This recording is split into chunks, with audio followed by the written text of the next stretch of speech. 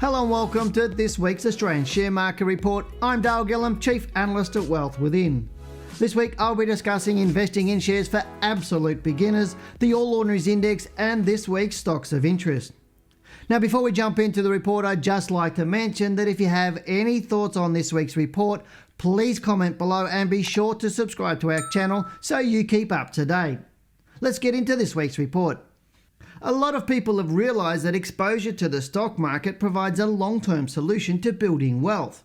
Indeed, with the ease of access to technology and information, there has been a proliferation of individuals worldwide who have taken the bull by the horns and invested directly in the stock market. For most people, their initial attraction to investing in shares is based on a hot tip, or because their friends were talking up the huge amounts of money they were going to make from the stock market. Unfortunately, the outcome for many of those who have invested this way has been one of disappointment, because they either lost some or all of their capital, given that they did not have the right tools to ensure their longevity in the market. But this needn't be the case if you educate yourself with some simple rules, which is the topic of this video. So what is a share and how do I buy one? In its simplest form, a share represents ownership in a company. Companies like National Australia Bank, BHP and Coles are listed on the Australian Securities Exchange or ASX, which is commonly known as the stock market or stock exchange, and it is where shares are bought and sold. The best way to understand how the stock market works is to look at it like an auction, where there is bidders and sellers and an auctioneer facilitating the transaction. The ASX in this case is the auctioneer. So if you have 5,000 people wanting to buy shares and 5,000 wanting to sell the same shares, the ASX will match the buyers and sellers to exchange the shares at a specified price. When looking to invest in a company, you are looking for stocks that are likely to rise over the medium to long term. And while there are more than 2,000 companies listed on the ASX, when starting out, you should concentrate on investing in quality stocks that are highly liquid until you've gained sufficient knowledge and experience. This means you would be investing in the shares from the top 20 to top 50 on the ASX.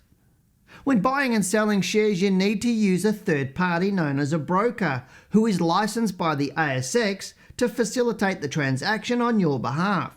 Now, depending on your comfort level, you can use a discount broker who simply executes any trades you place in the market, or you may decide to use an advisory broker who will provide you with advice or recommendations to invest in the stock market. The brokerage costs will vary depending on the broker you use, with prices ranging from as low as $9.95 for an execution broker or up to 1% or more for advice brokers. Now, investing in shares, you can make money in one of two ways. If the share price increases, you will have made a capital gain if you sell the stock at a higher price. That said, it is important to remember that if the share price falls from your initial purchase price, you will lose money if you sell your shares. In some cases, you can also receive a share of the company's profits in the form of a dividend, which is usually paid twice a year, although this will vary depending on each company. Now bear in mind, not all companies pay a dividend, but those that do see it as a way of rewarding their shareholders. A common question people ask when weighing up if they should invest in the stock market is whether their money would be safer in a term deposit. While investing in a term deposit is lower risk, they are often not the best investment option, particularly when the dividends you receive from investing in shares can be around double the rate you receive on your savings. And if you consider the potential capital gains you will achieve if you pick stocks correctly, you can see why investing in stocks is a far better option. According to the 2018 Russell Investment ASX Long-Term Investing Report, the average yearly return before tax on cash investments compared to shares over the 20 years to the 31st of December 2017 was cash investments achieved 4.6% and Australian shares 8.8%. Now, while these figures are past returns and are not a guarantee of what may occur in the future, it does give you some idea of how shares and cash investments have performed over the long term. Now, before you invest in the stock market, it is important to understand why you're investing and what you expect to get out of it, as this will help you work out your strategy and potentially avoid any irrational decisions down the track. Therefore, beginner investors need to ask themselves a few key questions, such as how long do I want to put money into the stock market for? How much am I going to invest? How many stocks do I want to hold? What is my tolerance to risk? How will I teach myself to invest? It is important for anyone investing in shares to take the time to gain some knowledge and expertise before taking the plunge. Otherwise, you'll run the risk of being someone who continually takes tips but doesn't know how to interpret the information. The sooner you start to gain the knowledge and confidence in how to invest, the quicker you will get to a point where you'll become independent. It is also important to learn the basics about how the stock market works, which you can find in the Investing Education section on the ASX website. Now, a common question I get is how much do you need to start investing in shares? While there is no definitive answer as to how much you need, you can start investing in shares from as little as $1,000, although you will need to start a savings plan so you can build up the number of shares you buy. An important consideration when deciding how much you need to start investing in shares is the amount of brokerage you will pay on each transaction. For example, if you purchase shares worth $1,000 and you pay $20 in brokerage to buy and sell, the stock needs to rise by 4% or $40 for you to break even. Understanding the costs involved should help you decide how much you want to invest in each stock. So how do you choose which shares to buy? When picking stocks to invest in, I always recommend the 50 largest companies on the ASX because they typically represent the least amount of risk as they are highly liquid, well-established businesses with a history of delivering steady returns, which is why they are known as blue chip shares. When selecting which stocks to buy, I always recommend basing your decision on both a technical and fundamental perspective. While many have a preference for using one form of analysis over the other, I use both as I find it narrows down the selection of stocks to a very manageable level. I outline these simple but powerful strategies in my latest book, Accelerate Your Wealth. It's your money, your choice. Once you gain the knowledge and experience to consistently profit over time, you can expand your reach out to the top 150 shares on the Australian Stock Exchange.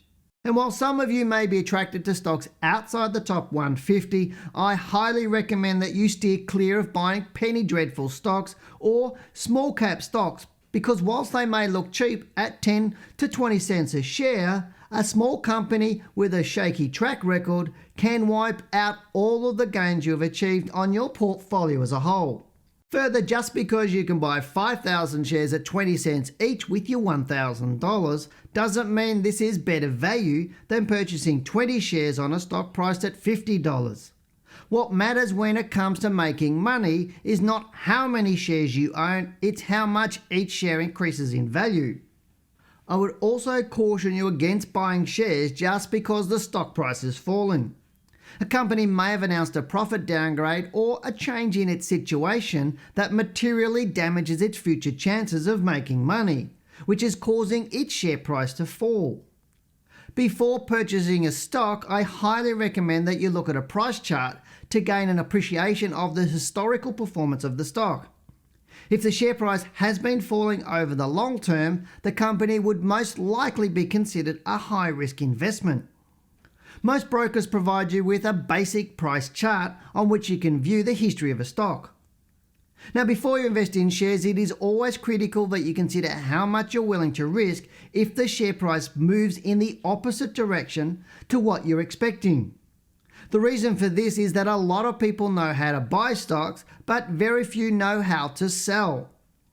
To ensure you protect your capital each time you invest in a stock, it is important that you set a percentage stop loss of 10 to 15% depending on the volatility of the stock. This means deciding how much of your original capital you are willing to lose if the stock price falls after you've purchased it. And you need to commit to selling the shares if the stock price does fall. Otherwise, the losses in one company can wipe out the gains in the rest of your portfolio. Building discipline into the way you manage your investments from the outset is the key to your long-term success in the stock market. Now let's get into this week's stocks. Hasn't the market been exciting the last few weeks? I mean, we had a bit of a low in December in our Australian market and have been travelling up quite nicely since then. So it's quite an interesting time on our market now. Earlier on, I did expect our market to have the low sort of early December and travel up through to Christmas. But if you look at the low on the screen, you can see here that's on the week of the 28th of December. So if I go onto the daily chart, you'll have a bit of a look and see how actually it's moved. So that low there was on the 24th of December, and I was expecting the market to rise up through to that point. But have a look at the run since then. We've had several days up. We've had 1, 2, 3 up, couple of days down, and then up again. So we're now up on last Friday. Our market closed at 5,834.8 points. What I'll be expecting this week is to have 1 or 2 days down. I don't expect too much in a dip in price. As you saw here, we had a down day back here. What's that one? On the 2nd of January, the market fell 96 points that day and immediately turned around the next day, opening low on its low and closing near its high. Then we had an inside bar and then that 5 days up. So I'm only expecting 1 or 2 days down here. If the market is going bullish through to this first quarter of this year, which is what I'm expecting, we are going to only see that 1 or 2 days down. If we start seeing 4 and 5 days down, it just means that this low may not be in. So whilst we haven't confirmed the low of the 24th of December is the low that I was expecting, it's looking more and more likely at this point in time. And as I said, if we only get 1 or 2 days down and then the market to rise back above the high of last Friday's bar, which as you can see there is 5,867. If we move through that over the next few days by the end of this week, then I'd suggest the market is more bullish. Now let's just go back to the weekly chart. So you can see beautiful big strong bar here, but how far, or where's those resistance levels for this run up at this point in time? Now I don't suspect it's going to break through a new all-time high in the next month or so, but you're looking at levels around that 5,600 points to 6,100 points is sort of the next levels of resistance, and we'll probably travel up to those over this next month or so. I am expecting the market to make a new all-time high this year, although that's probably a bit contrary to a lot of people in the market. They're talking about markets being bearish this year, especially the US market. Now, I'm not discounting the US market might be a little bit bearish or not as strong as our Australian market, but I think our market has got some legs in it and we will start to make a new all-time high. But right now, tiny little bit too early to tell whether the low is in, but there are some great looking stocks on the market at this point in time. And it really does hinge on the banking stocks and metals and mining, or BHP, Rio, all of those stocks moving together. So today what I'm going to do is have a look at the big four banks to have a look at those, because the Royal Commission actually finishes, I think it's this month, from memory, it finishes this month. So we're just about to the end of it. And as Buffett says, buy in doom, sell in boom. Now the Royal Commission being over, we're starting to get to certainty, and the market doesn't go into stocks or markets that where there's uncertainty. So once the Royal Commission is finished, then we have certainty around the banking sector or the finance sector. If BHP and Rio and that materials mining sector starts to move up with the banks, and I am expecting the banks to start moving up, maybe not this month, but maybe in another month or 2 months or 3 months, but I'm expecting them to move up this year because they've been bearish since March, April 2015, and banks don't stay down for that long. They're very good growth stocks. And on the screen now, we're seeing Commonwealth Bank, and you can see here how its high was back there in March 2015, and it's fallen away. So if I bring up this monthly chart on Commonwealth Bank, and you can see there, its low, or most recent low, is on that line there in October. So since then, we've had a bit of a move up in price. Now, it remains to be seen whether it will stay up on those prices, but right now it is looking good. And it hasn't had a big fall from that high. It's fallen from, what's that price there, 96.17 right down to around 65. So around about 30% in price. And all the banks have done that. So here's Westpac. Again, its high there was, what's that, April 2015. It's fallen from that $40 right down to $23. So it's fallen a little bit more so than Commonwealth Bank in price. But if we look at that chart on the right there, and you can see I'm just expanding it up. We've had its low back in December, and we've had two weeks up with the market moving up nicely. So the banks were pushing this market. Remember, the banks and those big four banks are a big chunk of our marketplace. If they're moving up, the market will move up. If the market's moving up, then you'll get secondary stocks moving up as well. So it'll create opportunities right across the market as we get more certainty. Right now, it's too early to tell whether that low in December was the low of Westpac, but it is looking more positive, and the more the market moves up and the more the banks move up, the more likely that it is. Here's ANZ again. Its all-time high there was back in April 2015 at 37.25. You can see it had a low down here back in, let me get my pointer on it, in 2016, March 2016 at $22 now. It hasn't broken that low and had a bit of a bull run in the middle of it. Again, its low was in December 22.98, and since then it's moved up the past couple of weeks again, like the other banks. So we had this big reversal through and 2 weeks up. So it remains to be seen as again whether ANZ has fallen and has had its low. Here we are looking at National Bank. It had a big high back in November 2007. It's a little bit different than the other banks. In fact, out of the big four banks, this is consistently the worst performer of the big four banks over history. When you look at 30 plus years of data on the stocks, NAB is the least performing one, and as you can see there, its high was back in 2007, but more recently, again May 2015, and it's fallen quite heavily since then, going from around $38 to around about $22. But here we go, looking at this, the last couple of weeks are up. If I can get that on the screen properly, you can see here. So what I'd like to see the banks do is maybe move up one more week, make a little bit of a retracement, come down and test their lows. If they can hold above those recent lows from a couple of weeks ago and then start to move up again, I think that it will then augur well for the whole market to start moving up. And then we start needing to see BHP, Rio, Fortescue, those all moving up. And they're all looking good to me as well. So good luck, good trading. Talk to you next week. What are your thoughts? If you've got any questions, please comment below. Go and listen to our Talking Wealth podcast. They're available on Soundcloud and on our website. Now they're jam-packed with valuable information which will help you elevate your trading. Now if you're serious about learning to trade the share market and you'd like more information about our courses, please click the link in the video description below. Thank you very much for watching this video. If you've liked the video, remember to subscribe to keep up to date. I'm Dale Gillham, the Chief Analyst here at Wealth Within. Goodbye, good luck, and good trading.